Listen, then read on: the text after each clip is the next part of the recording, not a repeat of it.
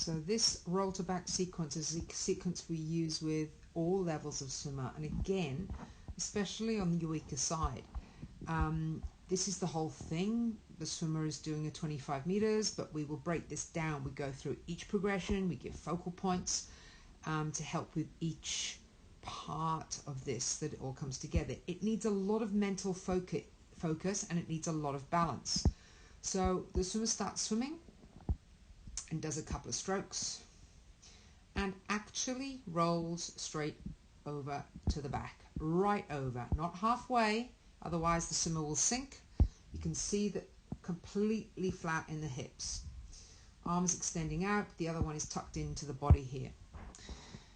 Just gather yourself, gentle kick, and then they roll back to a streamlined position.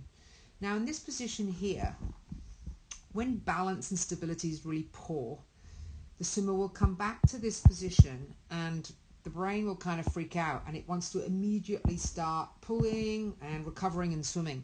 The challenge here is when you roll back to this position is to not listen to that that flight fright response and start this arm pulling back and swimming.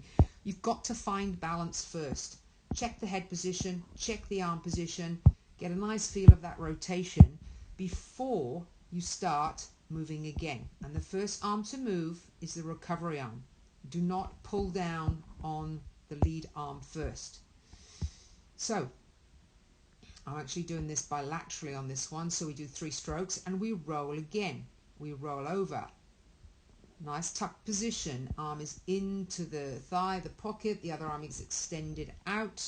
Not overreaching, we don't want to hyperextend. Don't push the chest out at this point, or you'll start to sink. The more you push the chest out here, the more the legs will sink. We actually want to slightly tilt the pelvis. Okay, tilt the pelvis, tuck the tailbone up, and you'll get the spine nice and flat. So again, we take a nice deep breath and we roll over to our streamline position.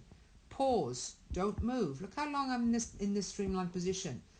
Let the arm hang and then start your swimming cycle again. So it's 3 strokes, roll to back.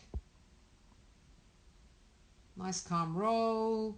Rolling the hips. The reason we do this is to get the swimmer rotating from the hips to breathe.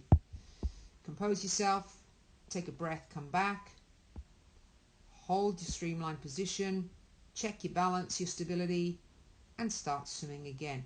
It's an excellent sequence. It takes so much control, so much application of that balance, that streamlining, careful precision, skill acquisition. After swimmers have done this, especially on their non-preferred side, they will really, you'll feel it straight away. So we get swimmers to do roll to back for 25 meters, and then on the way back they'll swim a regular 25 meters without roll to back, breathing bilaterally every 3.